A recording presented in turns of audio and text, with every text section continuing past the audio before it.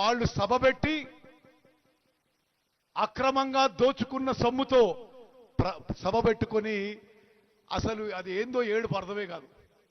కేసీఆర్ అసెంబ్లీకి రాడు, మాట్లాడు, కానీ సభ పెట్టుకొని ఏదో పెద్ద పెద్ద మాటలు మాట్లాడుతారు. నేను రెండే విషయాలు చెప్తా. వాళ్ళ హయాంలో 10 ఏళ్ల పాటు 1.81 lakh crores 1,81,000 కోట్ల రూపాయలు ఇరిగేషన్ మీద ఖర్చు పెట్టి, మీడియా మిత్రులారా మీరు ఇది నోట్ చేసుకోవాలి, 1,81,000 కోట్లు ఖర్చు పెట్టి వాళ్ళ జేబులు నింపుకున్నారు. కానీ రైతులకి ఎక్కడా నీలిసిన పాపాన పోలే. కాళేశ్వరం కట్టినండు పెద్ద మనిషి నిన్న.